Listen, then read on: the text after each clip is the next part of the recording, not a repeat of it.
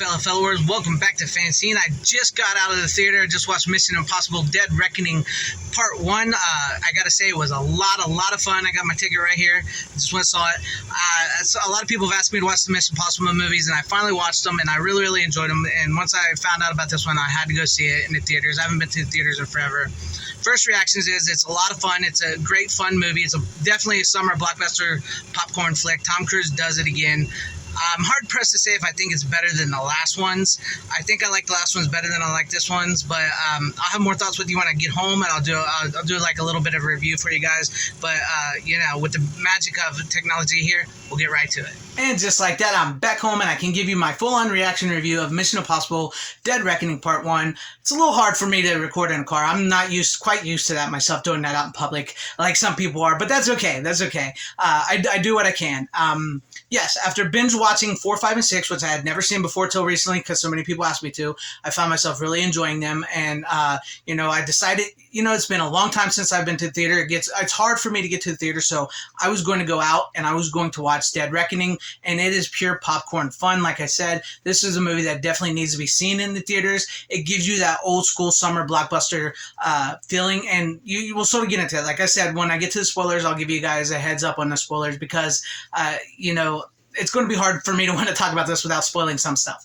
But yeah, I really have come to enjoy the core cast of the Mission Impossible films. Tom Cruise, Ving Rhames, Simon Pegg, Rebecca Ferguson, how they work off of each other. And I thought that the team aspect still played very well in this. It's still the same old IMF Mission Impossible movies. I have, this thing where I say, basically all the movies are, there's a mission, they accept it, it goes bad, the agency and the government basically turn their backs on Ethan Hunt and his team, and Ethan Hunt comes up with this crazy ideal to fix everything, and thus the movies. And this is no different than that. It truly is no different for that, but it's what audiences go to see. It's just one of those fun movies. I will say this one's a little more exposition heavy than action oriented. I mean, there's still some great action scenes and stunts and stuff, but it's a little more exposition, a little more talking.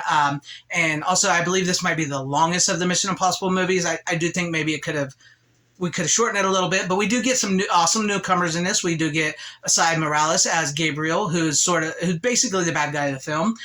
Sort of. There's a little more layers to that. And then we also get Haley Atwell, who joins the cast from, a lot of people may know her from Captain America and stuff, and she's a pretty good addition. And then we also get I'm sorry, I don't know how to pronounce her last name, but she was Mantis in the Guardians of Galaxy movies. She comes on as a sort of a bad guy as well, too. So she's pretty cool. And then we get Kittredge, who was in the first movie. He returns as, is he good or is he bad type guy as well.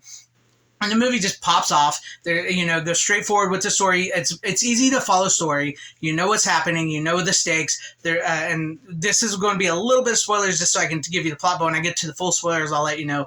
There's this key that controls that can shut down or control whatever they want, whatever they need to do with this sentient AI. It's called the Entity. It's become aware. It's talk about modern problems with this AI who can tell you, make you think what's right, what's wrong. Can copy people's voices, all that. It's just like evil. And these governments, the governments of the world are fighting to get this key, and Ethan Hunt and his team, they don't want to hand it over to any government. So that's where the mission is, how they're going to do it. And then Gabriel, Asai Morales, is basically working for the Entity. And, he's out to, get the key because he's the only one that knows how to use the key, what to do with it. And, we're off to the races, as it were. Now, I'm going to get into some spoiler territory, some full-on spoiler territory here. You guys have been warned. You can turn back now and watch the movie and come back and watch this. Or if you've seen the movie, if you don't care about spoilers, stick around because I'm going to get into some spoilers here, what I liked and what I didn't like about the film. Okay, I thought Haley Atwell, I liked her.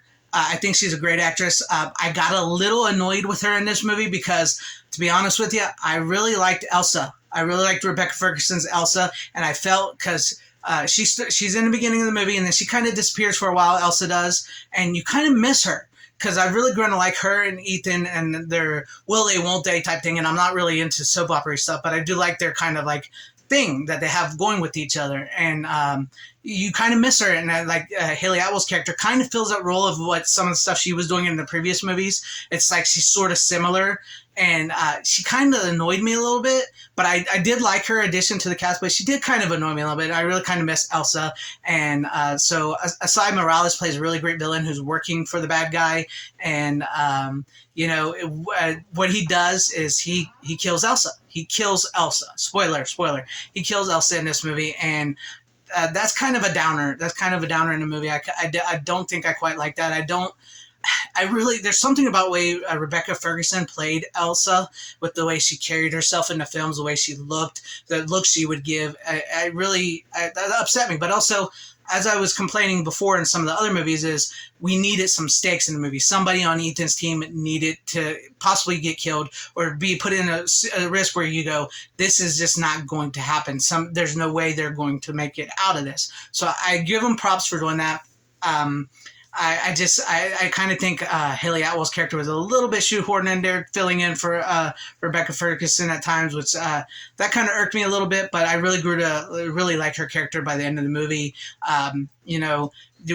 Like the chase for the key and Hunt being chased by his own government. Simon Pegg is pretty great, and that's Ving Rhames is good. And you get the great action set pieces like Tom Cruise does. There's not a lot of fighting in this movie, which was a rarity, because it felt like there was a little more fighting in some of the other movies. But like I said, it's a little bit more exposition, a little darker of a film. But it's fun. It's never like real so dark where you're like, I can't handle this. It's pure action, popcorn film, like I keep saying. I want you guys to know that. But they do get a little more serious in this than they do some of the other movies.